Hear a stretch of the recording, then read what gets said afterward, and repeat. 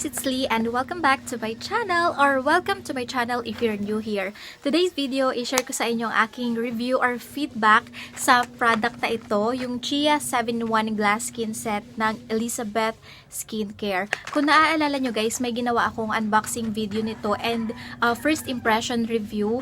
Ilalagay ko na lang sa description box or sa link dito para makita nyo or para mapanood nyo. So ngayon, i-share ko sa inyo guys ang naging epekto or naging resulta sa skin ko nitong product na to kasi ginamit ko siya ng almost 3 weeks.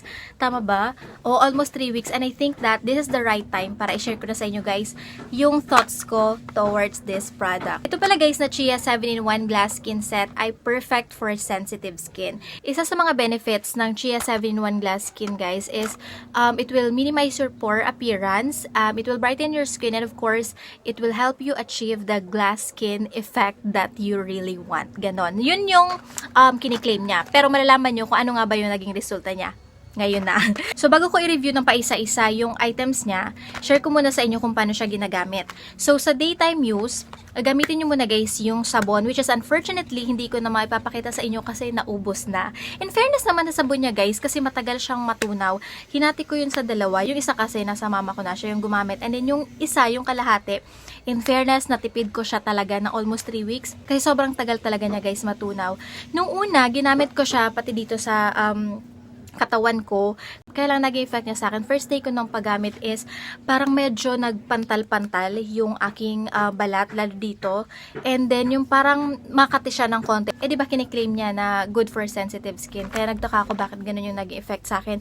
Anyway, sa first day lang naman yun ng paggamit ko. Second day, medyo naging okay na. At napansin ko pala sa product na to is kapag binalawan mo siya guys, parang medyo nagdadry siya. Pero kapag yung totally natuyo na siya sa katawan mo, sobrang smooth niya. Alam mo yung parang yung effect na parang madulas, ganun, madulas yung iyong skin. Pati na din guys yung sa lotion, which is yung pangalawang ginagamit ko after ko magsabon. Syempre yung lotion na. Itong lotion nila guys, na sobrang nakakabitin kasi ang liit niya lang, pero sobrang ganda, sobrang bango niya. Naalala ko yung Johnson's na, yung Johnson's baby lotion dito guys. Sobrang mild niya lang sa skin. Kaya lang yun nga, nakakabitin kasi ang liit niya lang. Yun din yung effect niya, parang madulas siya sa skin, ganun guys, and sobrang bango, promise. Kaya lang kakabitin, liit, diba? And then next is after nito guys na lotion, ito pala ginagamit ko siya sa buong katawan. And then after yung lotion, pagka umaga ginagamit, hala, mali pala guys. Sabi ko na. Wait lang pala, mali pala guys, kasi ang una palang ginagamit, pati ba naman sa review, mamamali pa din ako. Kasi ito talaga yung palagi ko nakakalimutan. Kasi first time ko nga gumamit ng ganito na meron siyang scrub. Ang mali ko talaga guys, ang ginagawa ko kasi, inuuna ko palagi yung sabon, nakakalimutan ko na dapat palang unahin is itong scrub. Yung CHIA Face Scrub. Diyos ko, pati ba naman sa review, nakalimutan ko na ito talaga yung uunahin. So guys, unfortunately, wala na ako mapakita sa inyo na scrub. Kasi naubos na siya. Kasi una-una, ang konti lang talaga ng laman niya, promise. Ayun, uunahin mo na yung CHIA Face Scrub. Yan, scrub mo muna siya all over your face. Yung very, very gentle lang ng pag-scrub. Kasi nakita nyo naman dati yung review ko ng St. Ives, diba?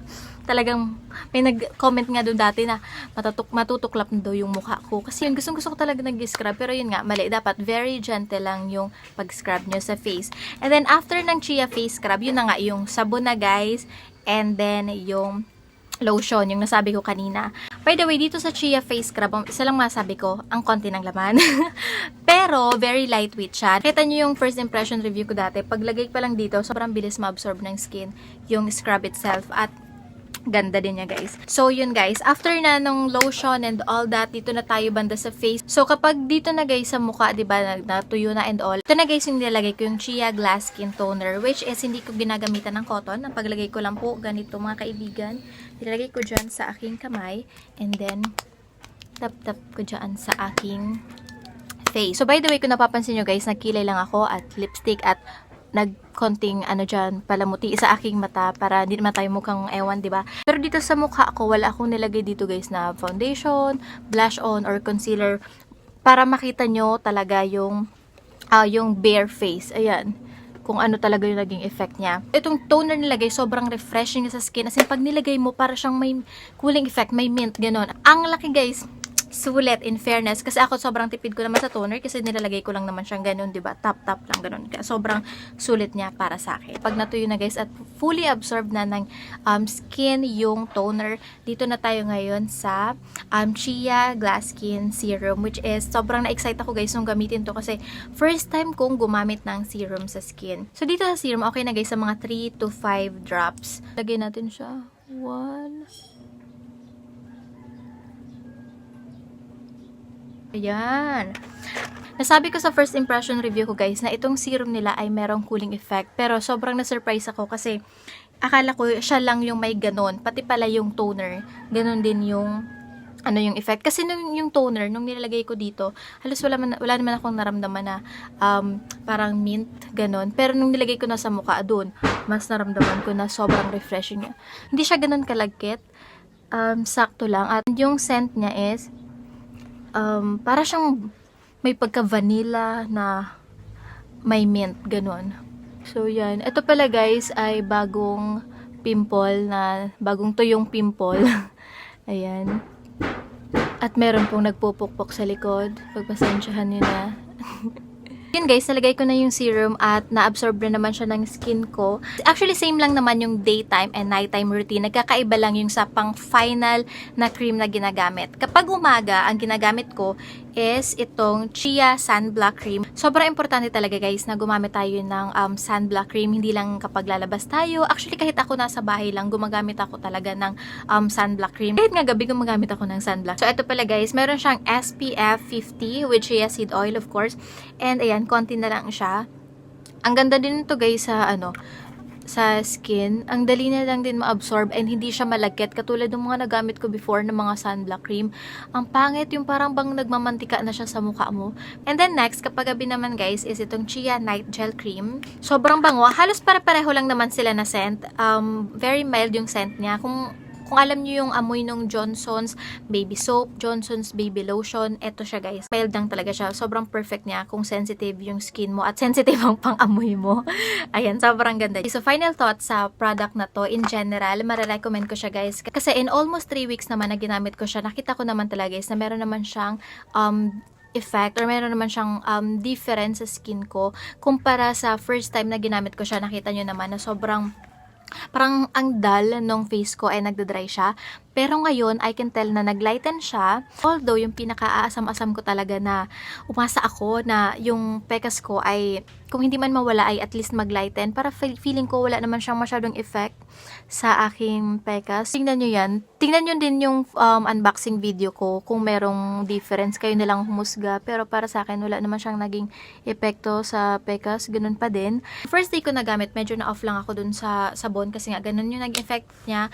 Pero no second day, lalo ng third day, medyo na-appreciate ko na siya kasi naglighten talaga yung skin ko. Makikita nyo and medyo na-achieve ko na din na kahit papano ng konti yung glass skin effect niya. Pero sa mga sumunod na araw, lalo nung nagamit ko na yung toner and then yung cream, na-appreciate ko siya guys kasi as in nag-brighten naman siya. I would definitely recommend this product. Kung i-rate ko naman siya guys, siguro bibigyan ko lang siya ng 7 to 10. Kasi, I don't know, maybe masyado pang maaga para makita ko yung effect niya. Pero kasi 'di ba kung ikumpara siya sa ibang set, sa ibang product, as early as 1 week or 2 weeks, makikita mo na talaga yung drastic effect sa skin mo. Pero dito, wala naman akong nakita na sobrang mapapa. Wow! Amazing. Wala naman.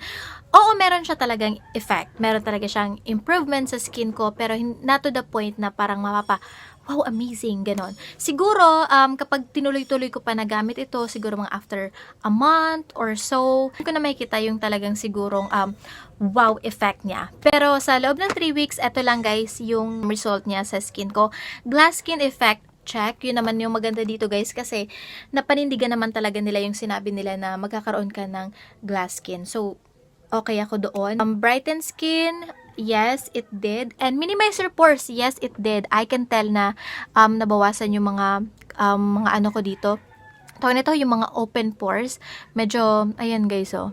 Kung nakikita nyo, na-minimize niya talaga at nagsara talaga yung pores ko. And eto pa, yung napansin ko lang din dito sa blackheads, whiteheads, nag-smoothen talaga siya every time na ginagamit ko to. Nag-smoothen and nawala siya. Minsan diba, parang ang gaspang ng banda dito. Pero nung ginamit ko siya, yun, nag-smoothen out siya. So, yun lang naman guys ang masabi ko sa product na to. And again, iba-iba tayo ng skin type. What works for me may not work for you and vice versa. So, you can try this para makita nyo din yung effect niya sa inyo.